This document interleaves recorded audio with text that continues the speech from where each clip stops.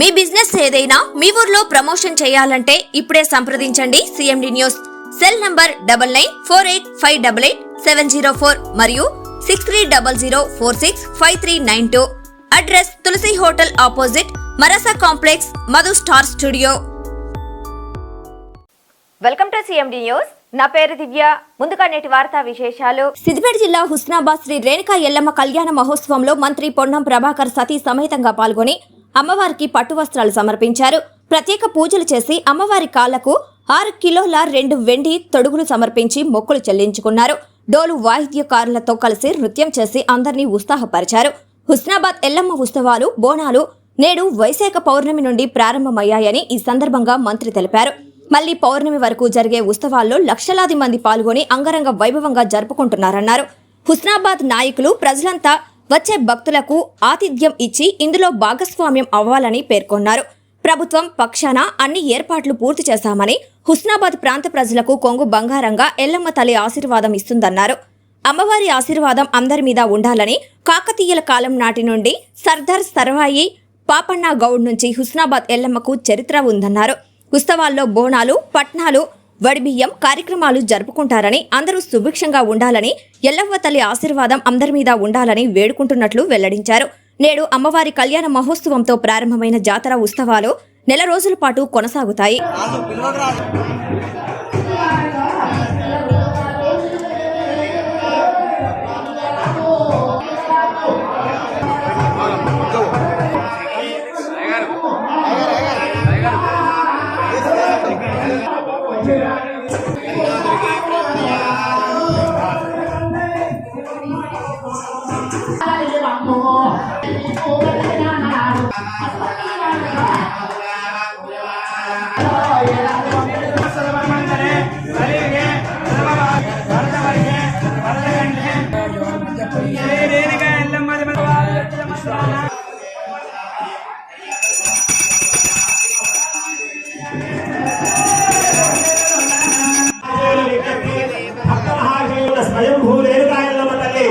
దివ్య కళ్యాణ మహోత్సవము మొదటిసారి అత్యంత ఆ జగన్మాత నిర్ణయించింది. కావున రాష్ట్ర ప్రభుత్వం తరఫున సాక్షాత్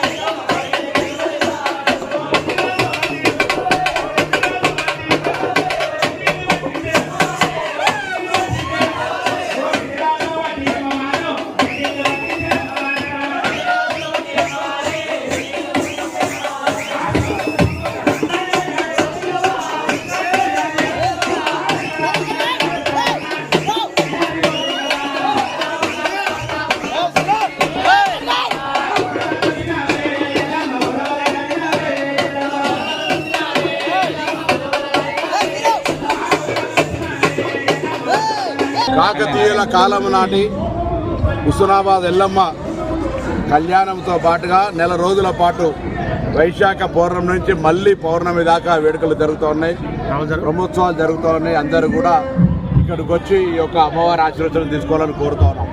హుస్నాబాద్ నాయకులు, అధికారులు, ప్రజలంతా కూడా మీ అందరికీ ఆతిథ్యం ఇచ్చి ఇక్కడ వేడుకలు శుభప్రదం చేయడానికి వాళ్ళంతా కూడా ఇందులో భాగస్వాములవుతూ ఉన్నారు. రేణుకా ఎల్లమ్మ తల్లి ఆనాడు కాకతీయుల కాలంలో, దాని తర్వాత సర్దార్ సర్వాయి పాపన్నతోటి ఈ యొక్క ఇలవేల్పుగా కొంగు బంగారంగా ఈ ప్రాంత ప్రజలందరికీ ఎప్పుడు ఏ కోరిక భక్తులందరూ ఇతర జిల్లాల నుంచి పాటు ఇతర రాష్ట్రాల నుంచి కూడా వస్తారు. వారందరికీ హృదయపూర్వకంగా స్వాగతం ప్రభుత్వ పక్షాన తెలియజేస్తూ అమ్మవారి ఆశీర్వాదాలు అందరి మీద ఉండాలి. హుస్నాబాద్ నియోజకవర్గం అంతా కూడా సుభిక్షంగా అన్ని పనులు ఎటువంటి విఘ్నాలు లేకుండా పూర్తయి ప్రజలంతా సుఖ సంతోషాలతో ఉండాలని అమ్మవారిని సందర్భంగా విజ్ఞప్తి చేస్తారని వేడుకుంటా ఉన్నాం.